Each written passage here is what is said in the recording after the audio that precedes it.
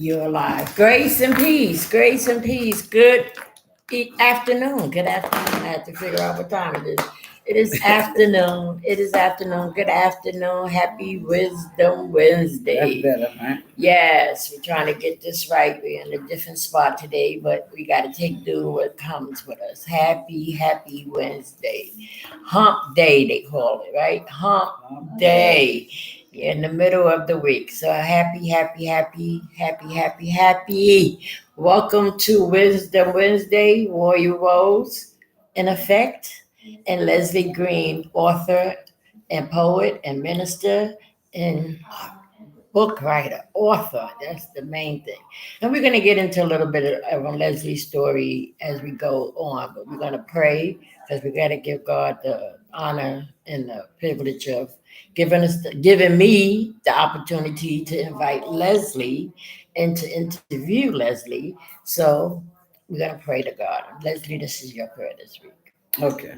Thank you, Father God, for allowing us another day, for touching us with your finger of love and waking us up this morning.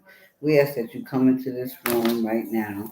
You said you'll never leave us or forsake us. We just want you to be in the midst of the atmosphere, Lord Jesus, and have your way as we do this live on this Wisdom Wednesday, this segment that you gave Royal Rose to present. But it's all for your glory. We give you praises, glory, and honor. In Yes, Lord. Jesus' name I pray. Amen. Thank you, Jesus. Thank you, Lord. Oh, Lord, I've come to learn, if anything else, is how much I love Jesus. Woo wee, this time with myself. And I won't take it back.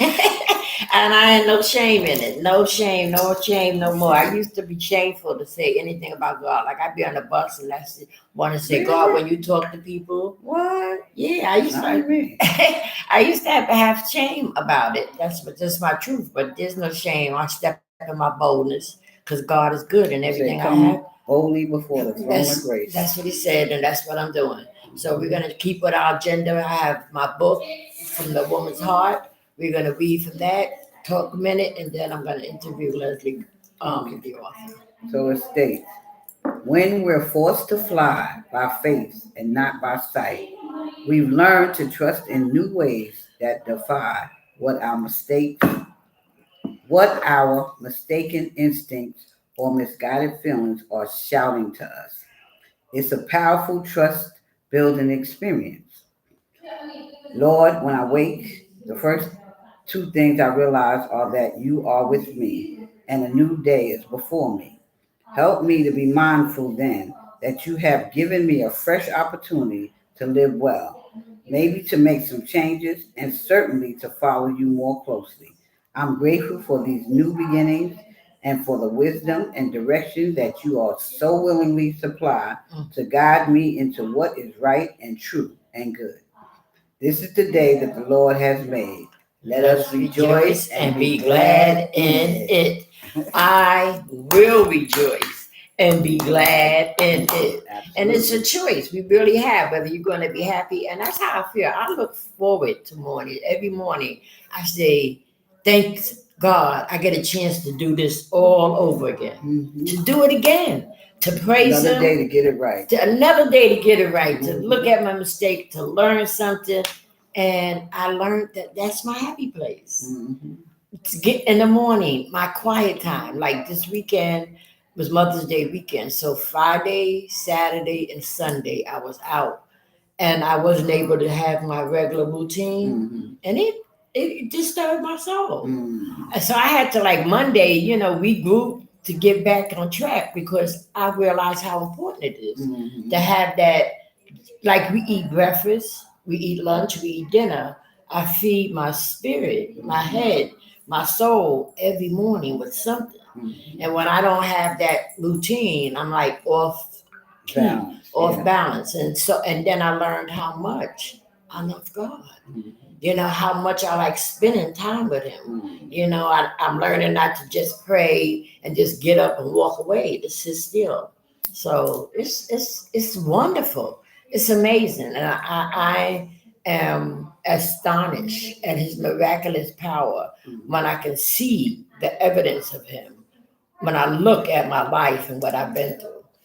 So I am so grateful, and that's what I got from that reading. Like every day, we find something to be grateful for when we get up. Just the fact that you woke up.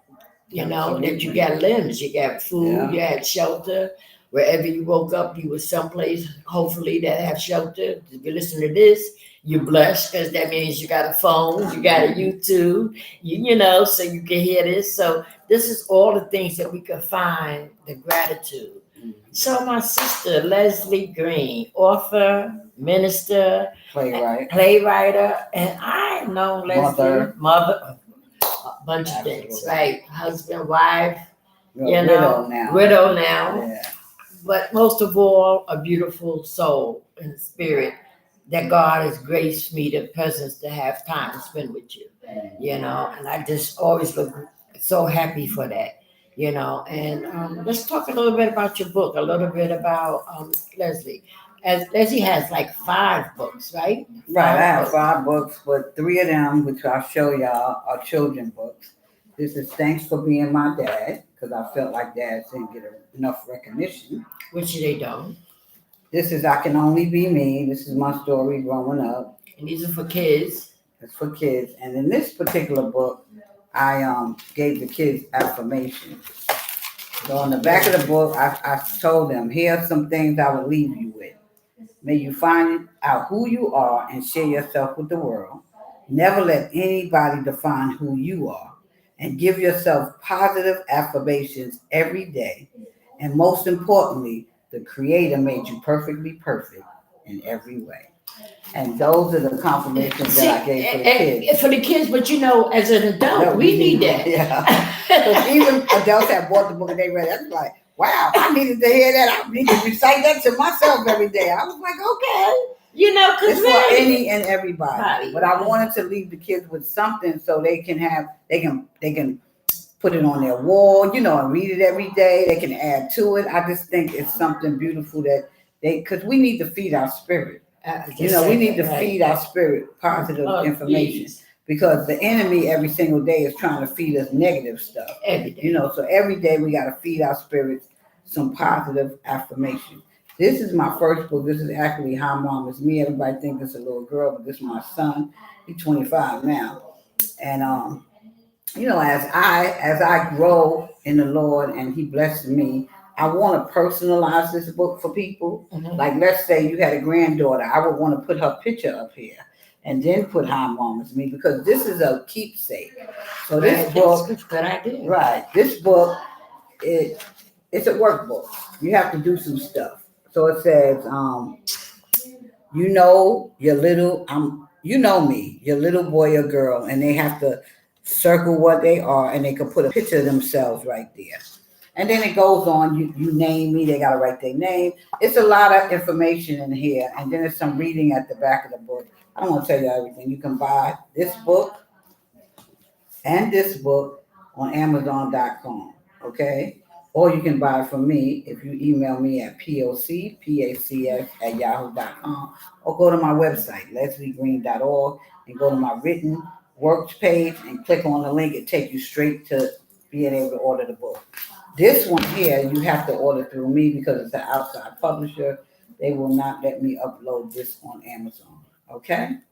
So those are the 3 children books. Now getting to the meat and potatoes, right? Okay, let's stop right here with the children book.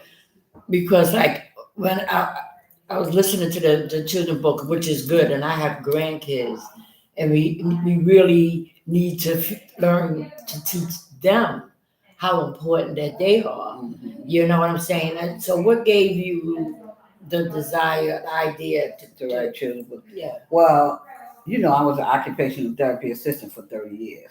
So I worked with children from 0 to 5 years old in special ed, right? They have physical disabilities, mental, deficiencies.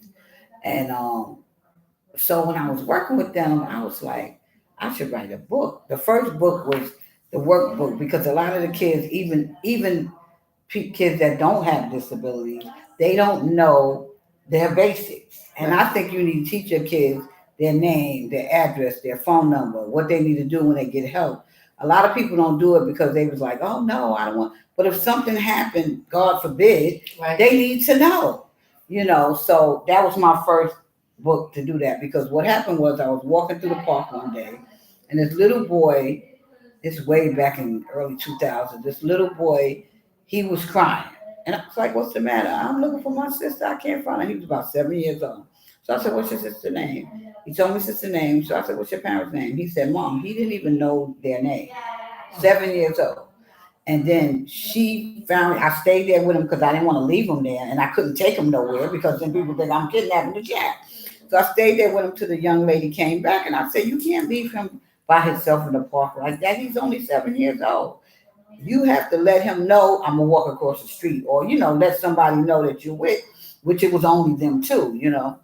So that gave me the inspiration to write Hi Mom, It's Me, so they could know their basics, because they gotta know their name, they gotta know their address, they gotta know their birthday. If something happens, you call 911. And it's an interactive book with the parents. They have to do it with the parents because it's for three. It's actually for 0 to 5.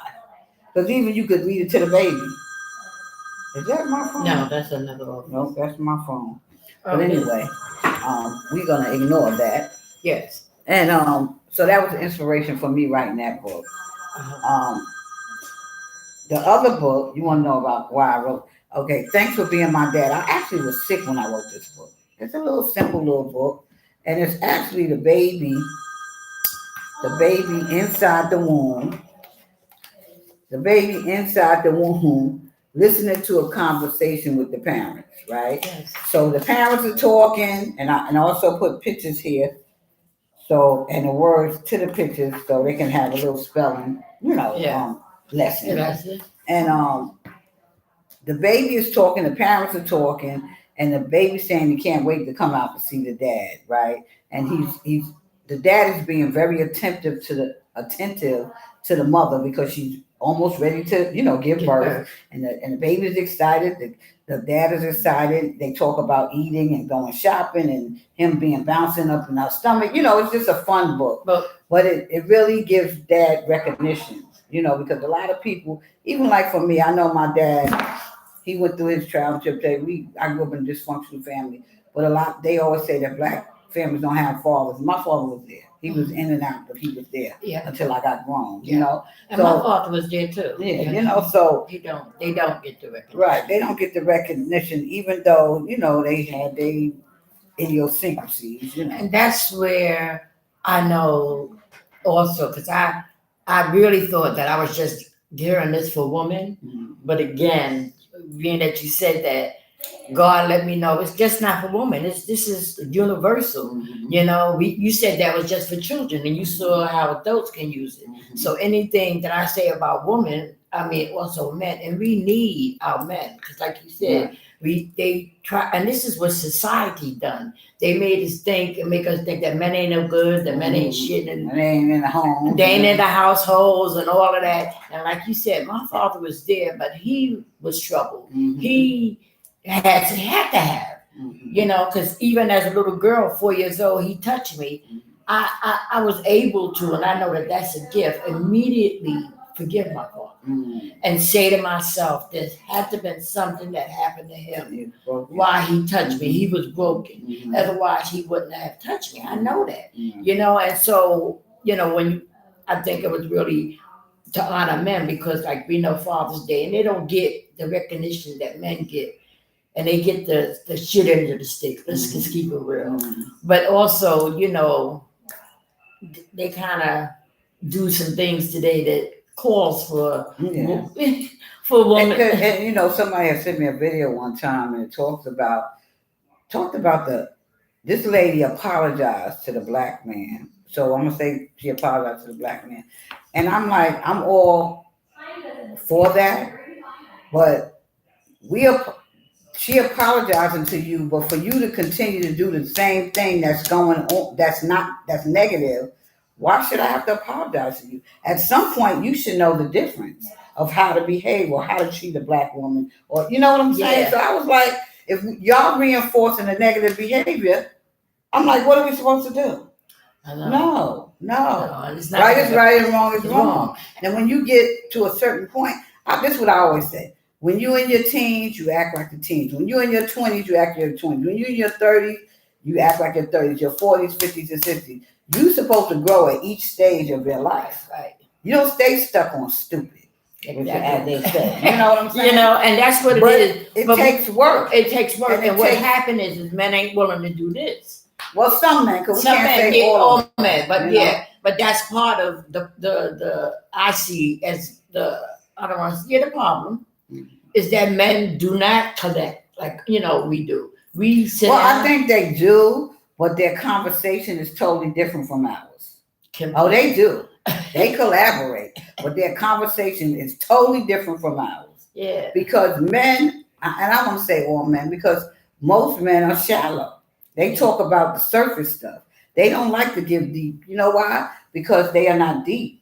God didn't make them deep. God made us deep. Exactly, and that's why we have to do the healing. Right. We have to, because when they watch and they see us do work, they'll change. See, we have been so conformed, like we want to change them, or I want to fix him. Mm-hmm. I need to fix him. No, you I can't fix him can't because fix him anyway. you can't fix. He gotta want to be fixed. He needs to want to be fixed. But what I've come to realize, and I learned that right before Mike was dying, had passed away, crossed over, whatever it is, when he was sick, is that I had to change. Mm-hmm. I couldn't keep forcing Mike to change. Mm-hmm. And so it becomes exhausting. Exactly, and that's what you realize. When I get exhausted, I'm going. I'm sorry. I pray for you. We friends, whatever. But I'm not dealing with nothing. I don't want to cuss you out. All that craziness and this energy. I don't have to. That's why I learned how to budget my energy. Mm-hmm. How to things to do I like that. Budget my energy. Yeah, I budget my energy. Like I don't have enough energy to like with people that like I call it the bitching BMW, bitching, moaning and whining. Okay. Because I'm in a solution instead of the problem. Yeah. Let's deal with it, and that's what this is about, and that's what I'm so grateful for. That God, is God, and that He knows all this. And I'm just going to get into your other books. I just needed to understand. Well, and these are big adult books. Yeah, these are adult books. So this book is Weeding Out the Riffraff. This is my memoirs. This book is heavy. This is not a book for a young kid. This is a book for at least a teenager, 16, 17, if their parents allow them to read it, because there's some deep stuff in here. I recommend you read this book before you read this book, because this book is an extension of that book. Okay? Now, what do you want to know about this book? Okay, what made you write this? What made me write this book? I had so much anger, bitterness, and resentment within inside of me. I feel like this was a form of therapy for me. It's my story, and I'm sticking to it because everybody see their situation in different lenses. But this was my story. I went through each and every situation that's in this book, and I felt that it could.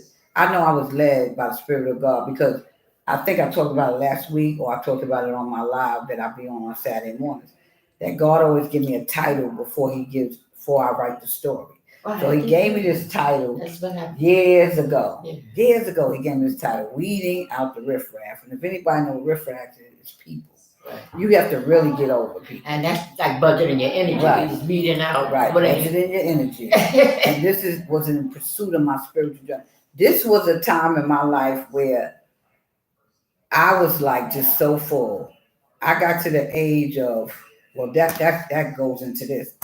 But I got to a point in life where I no longer could take life on life terms anymore.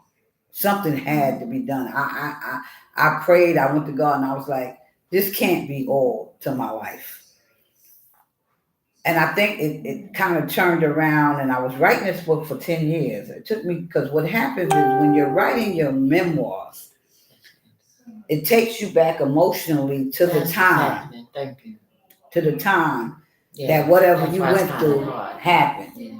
So I had to put it down. I had to keep putting it down. For 10 years, I kept putting it down. I would write a chapter or write something. I was like, nah, I can't. I don't want to feel these feelings because the feeling's going to come. Right. But I lie to you not. Upon completion, this was like, even like my first play, it's like birthing a baby. Yes. And I was like, the way I finished this book, I met this young lady, this Jewish young lady, Chippy Talk. She does a talk show. And me and her, I don't know, for some reason, God blesses me.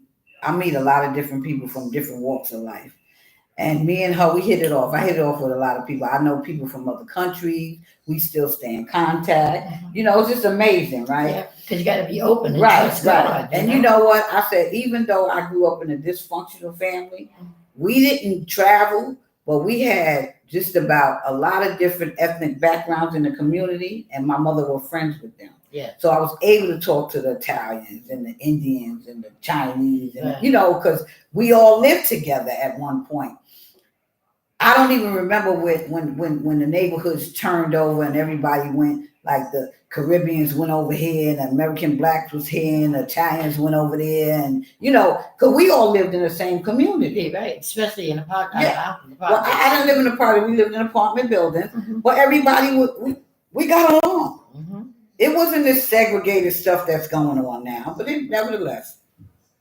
So life had hit me. And I was like, I gotta finish this book. Because I felt like, and one thing it makes you, one thing it kind of makes you stuck when you don't pass a certain chapter, right? So now you're stuck in the film. You're like, I gotta finish this book because I gotta get past this particular film. So I met this young lady, Tippy, and she said, you know what, we're gonna finish our books because she was doing a book too. She said, we're gonna go to the library. Because it was quiet, and we went to Brooklyn College, and it was so funny because I went to college, early 80s and the 90s and the 2000s, and I still had my York College ID. And do you know it was still active? So we was able to go into the college library because, if you don't have an ID, they don't really let you in there. And I was like, this ain't nothing but God. This ain't nothing but God. It's like we're on this thing here, right? Nothing but God. So I sat there and I finished the book. And that was in 2018. And remember I said it took me 10 years. So I had to start in 2008? Yeah, I think I had to start in 2008. Mine started since 2009. Right, because this I published in 2008. So right after that, I started with this. And Rose, I think this book really saved my life. God saved my life, but just putting it out there for people, because it's not even about me. When I crashed, and I was like, oh, God was like working with me, and He's telling me what He wants me to do, and I'm like, this is gonna be wonderful, and I'm gonna be there. He said, this ain't even about you. I was like, it ain't about me. What you mean? This ain't about me. Nothing to do with you. I had to pray and ask Him to make sure He removed the pride part of myself, because pride will come in and make you think you're doing something. Girl, that's my sermon on Sunday. But anyway, go ahead. I wrote this book, and I tell you, it has definitely inspired and encouraged a lot of people. That's my motto: to inspire, enlighten, and encourage people. That's my motto. And I know it's only through the grace and mercy of God that He allowed me to write this book and to bring it out to the world, so people could act. Because I believe that you got to have a testimony, and then people need to see. See, when people see me, they think I'm a this goody two shoes. No, honey, you need to read this book. Right. You need to read this book because the stuff that I went through, and I always say that. That's because you're a dunamis woman. Yeah. And when you are a dunamis woman, you know what I'm saying? It attack you. Like you said, it's always trying to take us off our course because He know that you had something mighty in you. Right. So it was trying to take you. Right. And it's amazing how, because I'm in this process, I'm exactly where you just saying, because I didn't realize in putting this book out, putting it down on paper, that it was going to bring up the feelings. And like you said, sometimes the feelings is just, I can't right now. I can't. You know, but I know that it has to be done because it says it's done, it's time, you know, because like you said, he gave me the title. He said, I want you to write a book. This is in 209. See what I'm saying? I don't know how many years in between 209 and where we are now, and it's just now coming to fruition because I was still, you know, in it. But he, like you say, he gave me the title and he told me to write the book. Long time ago. You know? Yeah.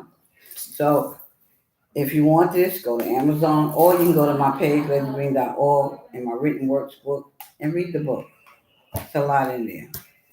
This book is an extension of Weeding Out the Riffraff. Last year, around April, God said, write how I brought you through. What happened was, in 2000, everything that I went through in my life came to a head, like I crashed. I felt like I just couldn't wake up no more. I had got tired of men looking at me like a piece of meat. You know, nobody really sincere. You know what I'm saying? And I do have 3 children, you know, but unfortunately those relationships didn't work out. And I beat up on myself. I used to cry for 20 years how I have to raise these kids by myself. Because, you know, God put us here. We're supposed to have a companionship, you know, a husband. Just never happened, you know, till later on. And I crashed. And I prayed this particular night. And I said, I don't want to wake up no more. Please. And I had another baby and he was hyperactive. And I was like, oh, God. They was calling me every day from school. I literally felt like I was having a nervous breakdown. That's what I felt like. And I didn't want to wake up again and deal with that. It was just overwhelming. And I went to sleep thinking I wasn't going to wake up again, right? And God was like, yeah, right. So I woke up again and I was like, you just woke me up. He said, take that play out the file cabinet and finish it. Because remember, we started to play together. Yeah, I remember. We started to play together. I forgot what, right, on the beach, right? And I told me, I don't even remember what year that was, but we had started and I put it away. This was like 7 years later, right? Yeah. It was 7 years later. After that, we did the fashion show. The fashion show. We did a lot. Color. Yeah, we did a lot of stuff. We traveled and modeled. And we used to wear our little funky outfits. We don't wear that. That's why we say coping. I'm still in the colors though. Right? Yeah, we still like our colors, but you know, a lot of that stuff we was wearing, we ain't wearing that. Oh yeah, anyway. No, we grown up. So I was like, take the play out and finish it. I asked you not to wake me up. You tell me to take a play out and finish it. Nevertheless, but that's what the beauty about God. He's a sound, and that's why you have to like be obedient because it's just a subtle. Because people are like, what he sounds like, it's just a subtle voice. Right. You know, and you sound like your own voice, like your own voice. Of God. Just like them little thoughts the negative thoughts. This what I tell people. And I used to tell my kids that. I said, you know that voice that be telling you, you know you shouldn't be doing that? I said, that's God. That's God. Okay. Right. So I say that to say to the parents, talk to your children and let them know that those negative thoughts that be telling them to do something and they hear that voice telling them they shouldn't do it, tell them that's the voice of God. You got to train them to understand and hear from the spirit greater than themselves. You understand? Yes. And I think I'm almost past thinking I know that that's part of what's wrong with the millennium, you know, and we in Revelations. I mean, that's the last book, Revelation, and babies having babies and the kids don't have no relationship with God. And so that's why they can kill each other and do the things they do without they don't think. They don't have that second thought because you need to take that minute to think. And that's why you got to train your kids. Just like you train your man, you got to train your kids. And but anyway, go ahead, right? We don't want to preach, right? Right. Anyway, so I overlooked what I heard. Take the play out and finish it. So 3 months later, 3 or 2 months later, I was sitting outside with a neighbor and she was like, you know, I went to school for a theater director. And I was like, really? I said, you know, I wrote a play. She said, well, tell me about it. So I started telling her about the play and she was like, that sounds good. You need to take it out and finish it. When she said it, That's when I heard it Got the again in my confirmation, spirit, like right. an unction in my spirit, because I already heard it. God already told me. Confirmation. That was confirmation. Right. So I said, you know what? That's what I'm going to do. And I didn't even realize how much I had wrote when I took it out the file cabinet. Because one thing about me, if I don't finish something, I don't get rid of it. So I took it out, and God started working with me. Started waking me up in the middle of the night. Put this in, put that there, and showed me visions of scenes. And I was writing them down. And I had started reading this prayer because I was so angry and bitter and had resentments. I was reading this prayer about forgiveness because I needed. My heart was hurting. My heart was literally aching inside my body because it was broken. It was hurt, And I read this prayer every day for a year, and God said to me, a year to the date, He said, "Don't read it again. I heard you the first time." And I was like, "Oh, okay." Okay. And then, it wasn't something that just happened overnight. I started working on the play. And that's the thing about all this. It's a process. It's man. a process. It's a And journey. even to this day, it's been almost 20 years I've been doing plays. The visions that I got still haven't manifested yet. Not some of them. They haven't manifested. So it hasn't come full fruition yet. It's coming. It's because He gave me the vision years ago, right? Just like now, go ahead. And so I took the play out. I finished it, and I said, "What to do now?" He said, "Let Anika type it up." My daughter can type like 100 words a minute. So she was in college at the time. She came home. I said, "Anika, can you type it up?" She said, "Yeah." So she typed it up. I said, "Anika, how's it sound?" She said, "Mommy, this is good." I said, "Really?" She said, "This is good." I said, "Okay." Okay. So then I said, "Oh, Lord, what to do?" He said, "Copyright it." I said, "Copyright?" He said, "Yeah, you're going to send it to the Library of Congress." And I said, "Well, where I'm going to get the page from?" He said, "Go to Brooklyn Public Library on Eastern Parkway." See, God is specific, y'all. Yep. When people tell me they're here for God, I say, "Well, what He said?" Right. God is specific, and He don't talk long either. Bam, bam, boom. That's right, it. That's it. Right. He have no long, drawn-out conversation. No, He ain't doing it. Bam. It's just a bam, boom. That's it. Just drop. Now it could be a word. It could be a few, 3 words. Yeah. If you catch it, you catch it. If you don't, oh well. That's why I learned sometimes I need to take a pen and write it down. Yeah, that's why He said write it down. Make the vision, write the vision and make it plain. Write it down. So I took Tawana with me. And Tawana went with me. I said, "I'm going to take Tawana with me." So we went to the Brooklyn Public Library. We get in the library. I'm all excited. So I went up to the desk. I said, "I'm going to do a play, and I need the copyright paper to send my play to the Library of Congress." So the guy said, no, I think it was a female. She said, "We don't have those papers. You have to write the Library of Congress." It was a man behind her, and he heard me. He said, "Yes, we do. It's upstairs." I looked at Tawana. She looked at me. I said, "God sent me here. It's here." So then we run up the stairs, and she was like, "Well, see, I don't think they're gonna let you use that name for your play because that's in the Bible." I said, "God gave me the name of that play years ago, 7 years ago. It's gonna be Father, Where Art Thou? I'm gonna be able to use that name because He gave it to me, right?" So we get upstairs, we run upstairs. I was about 47, I think.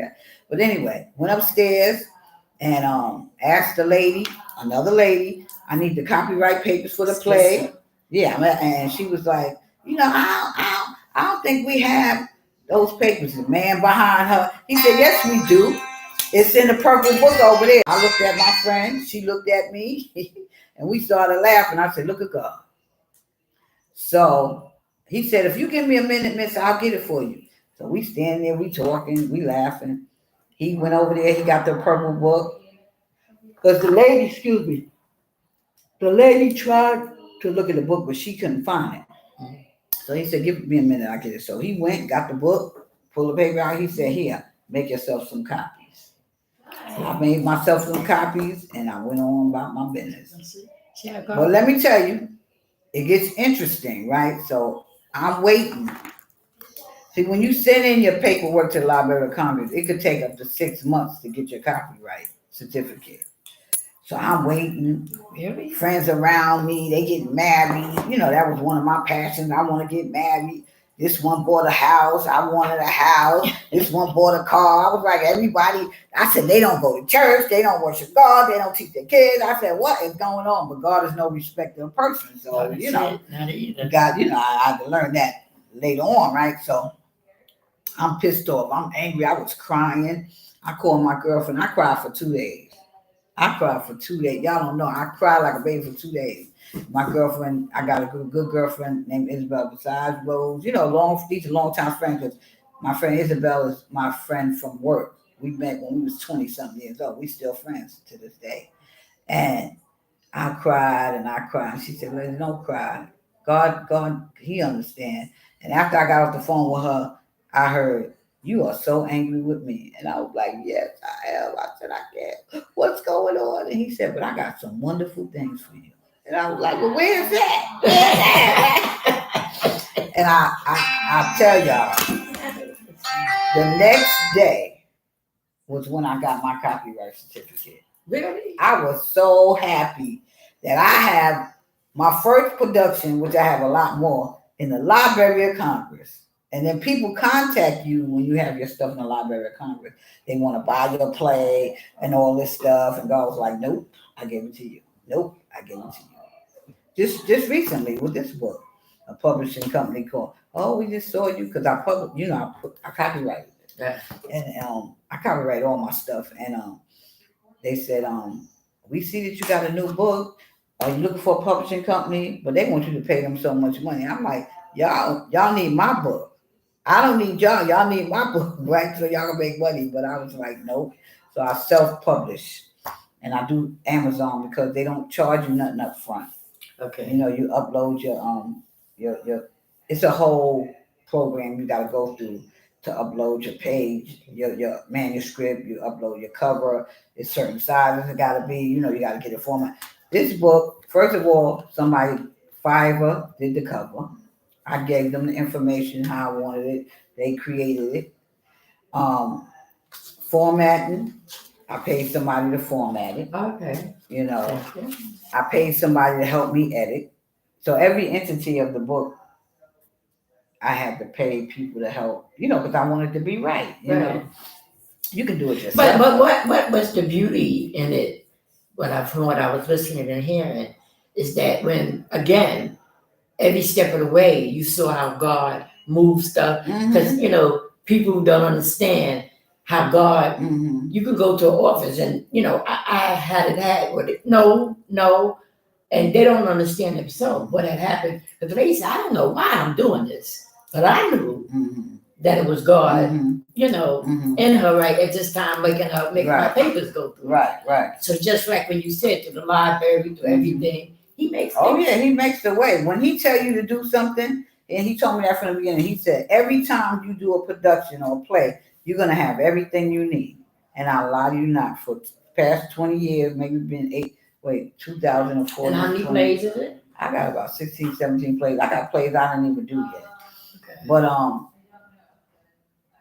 everything, every time I did it, it was whatever I needed was there.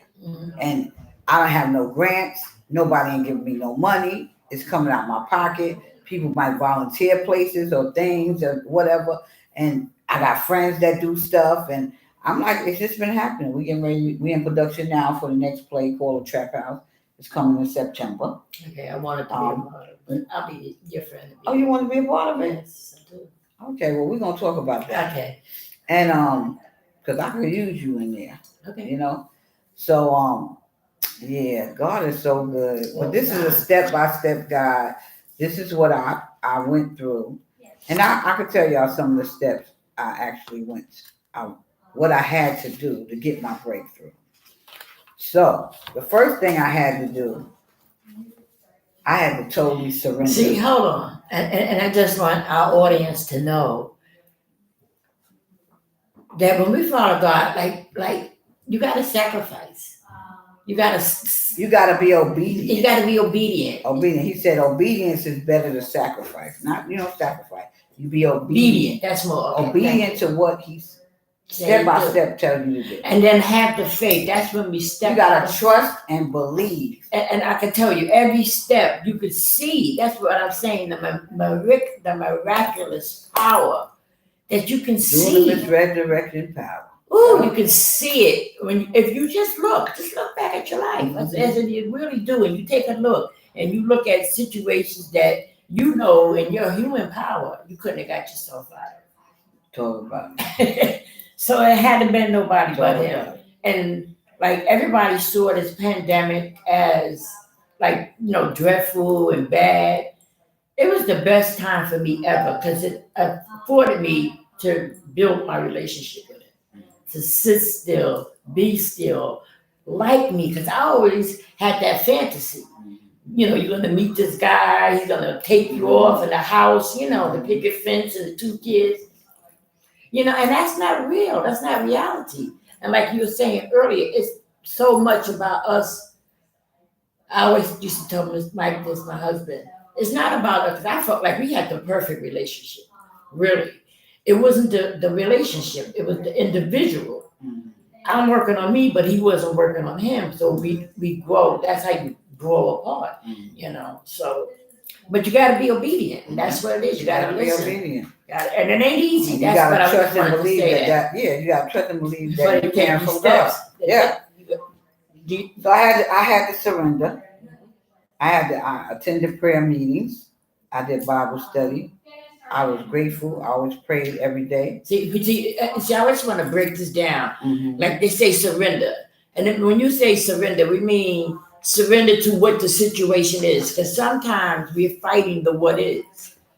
And that's like Leslie was talking about earlier in her first book, in the fight with the heart, and your heart is heavy because we're fighting what the what is instead of surrendering to the fact of the what is.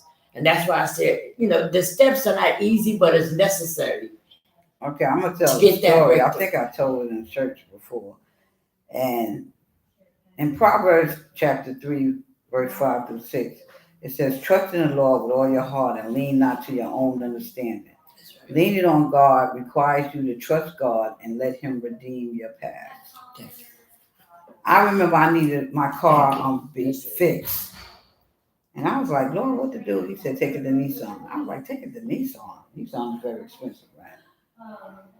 You know what? I'm not gonna tell that story. I'm gonna tell the story. I was going to work one day. I had but $5 in my pocket, y'all.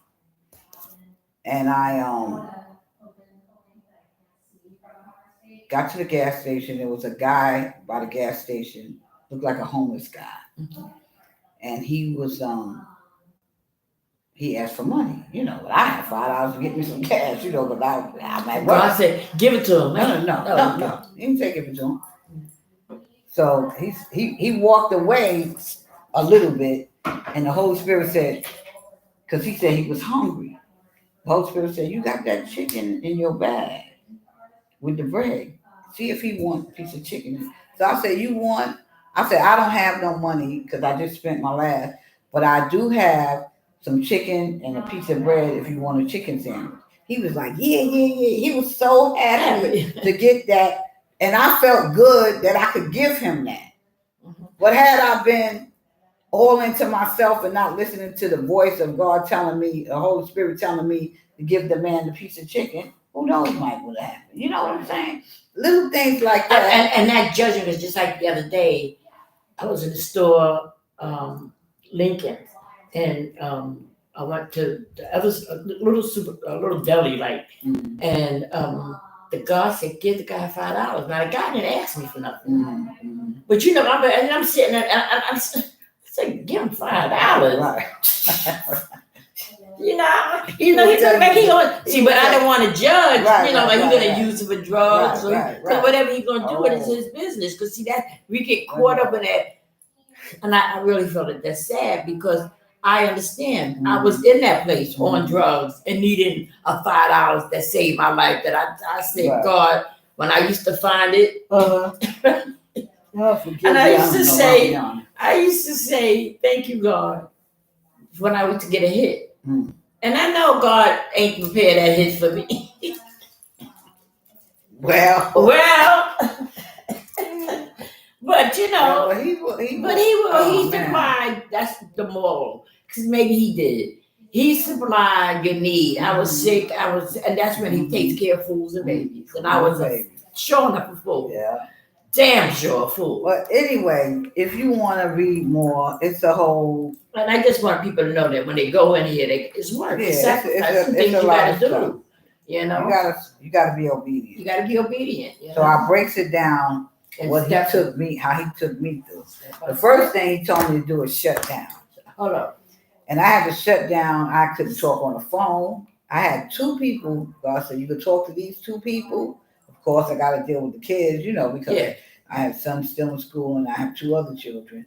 One was grown and one was a teenager. So I had to deal with their fathers, Um, and I picked and choose when I did that. But anyway, nevertheless.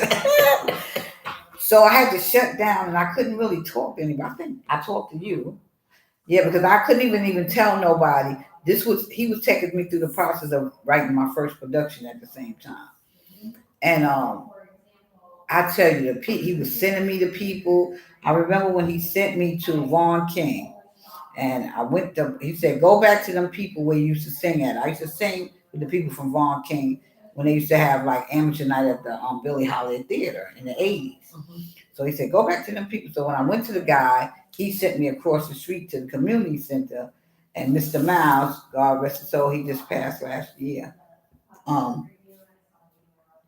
He said, fill out the paper because I want to do an audition. So he said, fill out the paper. We got like 15 more minutes. Okay. He said, fill out the paper and bring $25 money order because I want to do an audition there, right? Mm-hmm. So I said, okay. I was all excited. It was my first play. I've always been community oriented. I always did a lot of stuff in the community, just on different boards and things of that nature, PTA, whatever. And before I left, he said, okay, I'll see you Monday. I said, all right. And he said, excuse me, as I'm walking out. He said, did you ever do theater before? I said, no, I never did theater before. This would be my first time. He said, well, you know what? Go back in the office and ask my assistant to give you a volunteer application. He said, I'm going to teach you theater directing as a volunteer. That man never known me from Adams. I know that was definitely God. And he was a true man of God. Because at that point in my stage, like remember I told you I was just so fed up with men. The last thing I wanted to be led was by a man. I don't really want with no man. But this man. Why you gotta do the healing. Yeah, this man never disrespected me. He took my play. He said, bring me your play on Monday. I gave him my play. He said, okay. After I read through it, I'm going to call you. He called me. He started questioning me. Now, he questioning me about this play. And I'm like, I don't know. I'm just, being up here. So he said, what's the connection? And da-da-da-da. He said, no, you need to add some here and do something here. I'm like, oh, God, this guy got me working, right? It took me 2 years to get my play off the ground because the people would come. They wouldn't be consistent. It was just, and I used to go home sometime and cry because I know that God wanted me to do this. And that's a part of the process that you got to go through. That shit is going to happen. Mm-hmm. I don't know no other way to put it. Right, no nice way to say it. Life is going to show up without your permission. Mm-hmm. And it's also the devil because he wants to take you off course. Yeah, he wants you to give up. He wants you to give up. Absolutely. That's what I'm saying. I was determined that I was going to see this come to manifest, come to fruition. Yes. And I lie to y'all not. It took me 2 years. Yeah. Finally, the last 6 months, I had the people that really wanted to do it, and we started selling tickets. Tickets went like that. It was a standing ovation after they did that play. It wasn't even me. It was the grace and mercy of God. He guided me through the whole step. I still, from 2004 until today, still get invitations to do that play. I still do that play all over the tri-state. I just did it in 2020. Right. Up in Rochester, New York. Yep. It's God, That's what I know. When you know it's God and it's miraculous power. And I was watching something last night because I guess I'm always feeding my brain. I can see, like you said, I see things different. Like in my book that I'm struggling with because I'm giving birth. And because, as Leslie said, the feelings are coming up, that I thought I healed. You had to overcome. Yeah, I thought I had to. Yeah. At least I thought I did. See, that's why people don't understand. The cardinal man doesn't go anywhere. It's going to always resurface. That's why, just like in recovery, you arrest it one day at a time. So at any given time, it'll show up. However, it's how you react to it. That's it. That subsides That's after a while. right. You know, you now respond. You get this peace that comes over you. That peace beyond human understanding. Like, Exactly. like I could talk about what my father did. I could talk about my daughter dying and not fall out Right, because like you said, you know, I really understand now that everything, even stuff that, you know, to most the human mind think don't make sense. Like, why would he take? Because that's when you said that. Why would he take my daughter? And that's all I wanted was a girl. I had 5 boys. I finally get a girl, and then a year you take her. That shit just didn't make sense to me. Yeah, right. And so I had to search. And I went to the 7-day adventure. I went to the mosque. I went to all different kind of. I did too. I even did Buddhism. The 11th step. It's the 11th step. Right. I did Buddhism. I had to change. I did that too. I did that too. But what happened? I laughed so hard with that one. It was hard for me because I kept laughing and I couldn't stop. I used to get up because you know they chant when the sun rises. So I used to get up in the morning before I go to work. And the spirit is difficult. That's why I say people. Yeah, it's there. Even though it's different religions, it's one God. It's one God. It's one God. They just name him different things. But it's one spirit. The Father, Son, and Holy Spirit. And that's what we are. We are spirit. That's it. We are spirit. Then we are human, and for us, we are woman. Right. So the human part of me is subject to do wrong and mess up, and that's why I have to feel. We are human having a spiritual experience. No, we are spirit having a human experience. No, we are human first. No, we're spirit first. Trust me. We go fight about it. No, we ain't gonna fight because anyway, we ain't gonna fight because it's not necessary. We have to be spirit. Well, God is our spirit. He blew into us, right? So that's our spirit, right? And then we become human. That's the human part of us that is the part that makes the mistakes and mess up. Mm-hmm. And that's why we gotta stay to feed our spirit with the food, with literature, worship music. You know, and that's why I said I had to go through a searching. It made sense to me, and then you said it in your book. There's no rhyme or reason, you know. There's no good. We don't know why he killed children, why they bummed, why it's that homelessness. All of it is necessary. We need everything, you know. God is good. God is good. So a lot of those negative things that happened to us was the enemy trying to break us. That's what he's I doing. grew up. I was an asthmatic. For some reason, the enemy did not want me to speak. I couldn't breathe for the first 13 years of my life. I used to have to go to the hospital to get a shot just to breathe. I remember when I was 9 and they was telling my mother I died. I wasn't dead. I was there. It was like my body was here and I was up here. And I was saying, I'm not dead. Don't give up on me. Right. And it's like I saw this white cloud and this thing. And I saw it. This is clear. And I was like, I'm not dead. Don't give up on me. And then all of a sudden I was coughing and like my spirit went back into my body. Right. And I was like, wow, that's how it goes. Is amazing. It's amazing because I had that experience too. I was DOA over in St. Mary's Hospital, which is I was in St. Mary's too. It was the same daggone place. And then the hospital's not there no more. I know. The hospital's not there anymore. And I was DOA, same dead on arrival with the spirit, like you said. And I was telling my family because I heard them, but they couldn't hear me. Right. You know, but I saw the white light and everything. And like you said, then my spirit must have had one back and I was in the room. You know, it wasn't time. That's why I learned so many times. There were times, again, I'll go in it another time because we're close to our hour. And I just want to thank Leslie for coming out and sharing all that. I don't know about y'all, but I got so many aha moments and wisdom because I'm in this process. And that's another reason that I stay so connected because I watch her steps and I know that we are in each other's life for a reason. We, you know, like I got this happy, jolly. That's what was attracted to me, and her seriousness. I love the fact that every time she got in a relationship, and she would break up, right? But the beauty of it, she went back to school, and she would go back and educate herself some more. You know, that's what she did with that pain. She kept going back to school. Because she was curious. She just needed some answers, and school was where she felt the most where she kept learning, and I realized, accomplishment. I had accomplished. yeah, and the same me. I realize now that all of that, me going to school because they told me I could learn. I had, because I have dyslexia, stupid, and thank God for RC who motivated me to get my GED. It took me 3 times, That's okay. but Yeah. I got it. Mhm. Then I got a bachelor's degree. I went 4 years. I felt like I didn't learn nothing. But I'm saying all that to say this. Thank you because I saw your walk, and in your walk, it inspired me for my walk.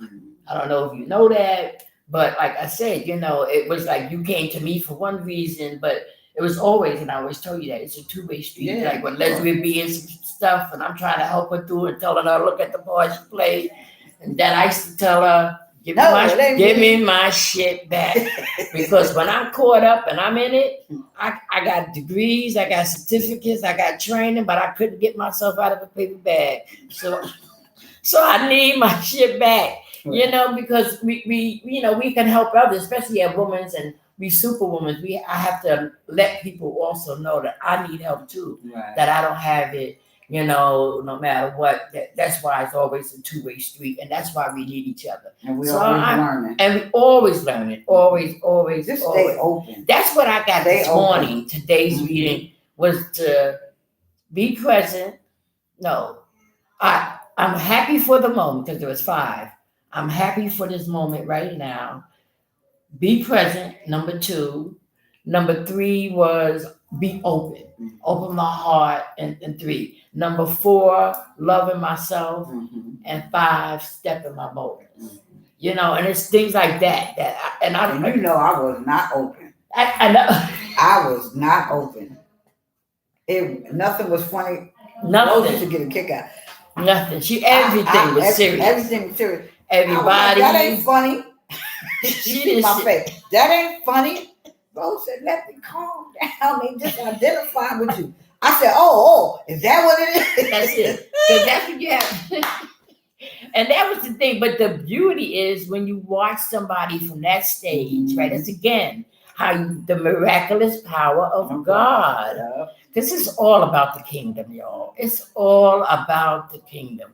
That's why I'm so glad here. I found you, Rose. I'm so glad I found you because I was angry, bitter, and resentful, and I was just in so much pain. And you opened up to me, and you just came like this. Then I got mad because you got with Kim. I was like, she left me. But anytime I needed her, she was there. So I got to say that. But I'm telling you, you talking about me. Yeah. You helped change my life, girl. You helped change my life with the help of God. You helped change my life. And that's the beauty. And you don't even know that you're doing this. And that's the beauty. That's why I'm glad that I'm the same today, just like God. Tomorrow, if you notice, I don't change. When you see me, I don't change my personality. I'm still the same. I love everybody. Love is the answer. Always, no matter what. And we look better when we smile. And that's my story, and I stick to it. And the reason I say love, because I know through everything I've been through, that's what got me through was love. That was the source. And I didn't even know. I used to write this slogan on the wall and help. But I didn't know that it was going to be a part of who I am. And today, I am love. I am love. That is just who I am. That's just how I walk. If I can't walk in that walk, I gotta, like you said, budget my energy. I love that saying. And I gotta separate. And I had to. And I also learned in this walk how lonely it could be. Yeah, girl, it's lonely. You're gonna have very few friends in this walk with God. Yeah. Yes. But it's okay. I wouldn't trade it for nothing in the world. But I wouldn't either. I was about to say that. I would rather have a friend like Jesus. That's it. Than any. Yes. And see the past, the present, and the future. He know it all. He know the hair on my head. He know my name. Yeah. He named me like my mama named me Rose, but he named me Royal Rose, and that's where Royal came in because I was so broken and so in pain that I didn't know my worth. And he had to say, don't you know you are royalty?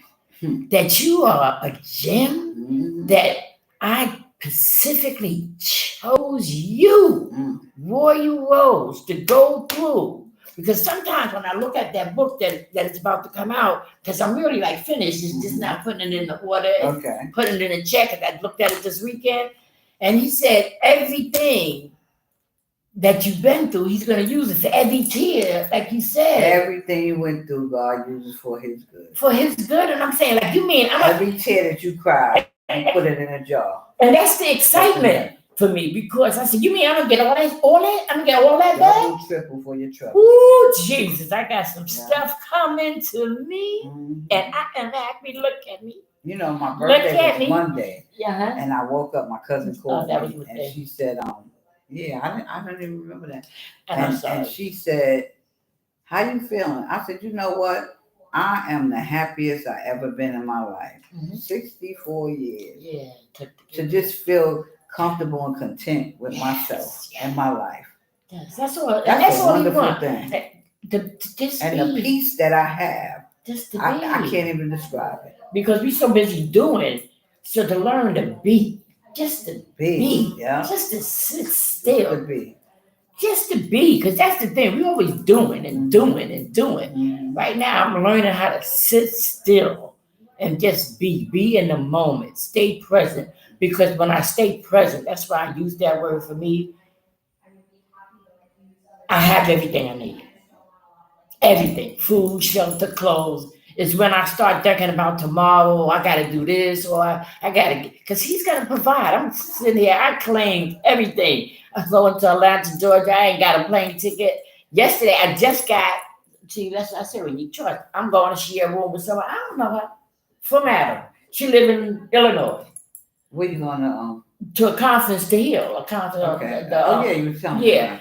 To Atlanta, Georgia. But like I said, I needed the roommate because the room was expensive. I went on Facebook, asked somebody put up, they got a room. I asked them, we talked with each other. So we're going to share the room. Okay. You know what I'm saying? Because, again, God, when you determine, and I know because I got a lot of work to do when my book come out and heal, I need to be perfectly healed. So when I help others, I know that where I'm coming from. And it's like I said, it's just sacrifice. Work is money. You got to invest. It's obedience. It's all right. I keep saying obedience is better than sacrifice. And I got to learn that. Because when we sacrifice, we take away from ourselves. Okay. So I'm learning. See, that's why I said, I don't know about y'all, but I got a lot of things. A lot out of Leslie, a lot out of her story, a lot out of the inspiration. That's why I said it's Wisdom Wednesday. We get some wisdom, we get some lives, we get some stories.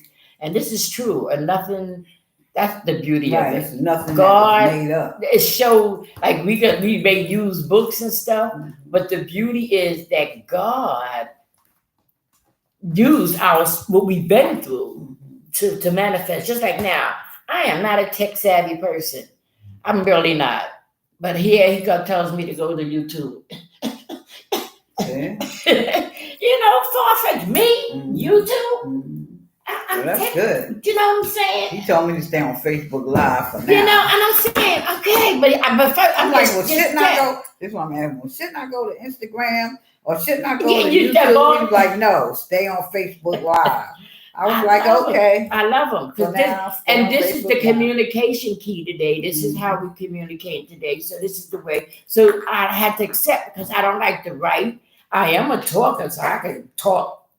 Oh, can I extend an invitation to anybody that comes on later and watch the right? And please like and share, please. Sunday, I will be preaching at my church, Upper Room Baptist Church, 85 Rockaway Avenue, between Hull and McDougal Street in Brooklyn, New York. So our service starts at 10. We usually be out before 11:30. So come on and hear a word from the Lord. I probably won't get on my Facebook Live today because I'm a preacher on Sunday. I'll probably get on. I'll probably go on a little bit on Friday just to let people know if they want to come. They hear the word, come to the church, 85 Rockaway Avenue, Upper Room Baptist Church. Service start at 10 a.m. sharp. Send me a text so I can book this. Okay. Thank you very much. And so that is us. We are a couple of minutes over time, but we didn't really have no schedule. We didn't keep going, but we're trying to keep it simple. I just want to thank y'all. I appreciate anybody that come on later. Appreciate anybody. I don't see anybody. But again, like I said, I am for the kingdom. And I'm gonna be obedient no matter what, because I got proof. I have evidence of His goodness and His mercy. So I'm gonna follow His way, and I want to thank you all. I'm gonna close this out with a little. I wish I wanted, lady. I wanted to play a little music to kick us out, but I just want to say, let me see. My favorite song. Somebody pray for me. Let's go, Lizzie. Somebody pray for. I know she don't even know. I just this just Somebody came. pray God for just me. me. I You know said the just song, go but I with the can't flow. think of. But I'm gonna Right, you go sing. wherever I have a voice. Somebody pray for me. Had me on their mind. Took the time and prayed for me. Okay. My mama prayed for me. Had me on her mind. Took the time and prayed for me. My neighbor prayed for me. She took the time to pray for me. I may don't have no tune, but the song is in my heart because I know prayer is the answer. Pray for me. Somebody prayed for me. Somebody prayed for me too. Cause I know I should not be here. I had guns put in my head. I had the DOA. I know that somebody Pray for me. And that's what I love that song. And I was listening to my minister today, my pastor D, and she was saying, go with the flow. You know, we think we know God and we want to be correct, but sometimes just like when you go to church and you say an hour a service, but sometimes God take it a whole nother course. You have made an intent, you may have studied all night on this is what you're gonna do today. And that's what he did the other day when we was in here, when he told me this is all about me. In the kingdom. And even about you. I said, what you mean? It's not What about you mean? What? That's what I said. I saw him just shifted. Because I thought we're going to just some girls and we're going to chit chat. He said, no, long if you can chit chat, but long as the chit chat has to do with his kingdom and bringing people to his kingdom. And because most of us people know us to see the walk, you know that we ain't just blowing smoke and tail up your tail. So I want to thank you all again. Leslie done you on about 5 times. So they said it's contagious. I didn't get the contagious yet because I'm excited. But I want to thank you all. Wish you all a blessed and wonderful day. I'm going to close out with my motto. Love is the answer always. And we look better when we smile. And always inspire, enlighten, and encourage somebody. That's it. And let them know that God is alive and well. And that's what this is all about. Share and like. Share and like. Subscribe. And subscribe and tell somebody, tell a friend. And bye-bye. All right. Okay.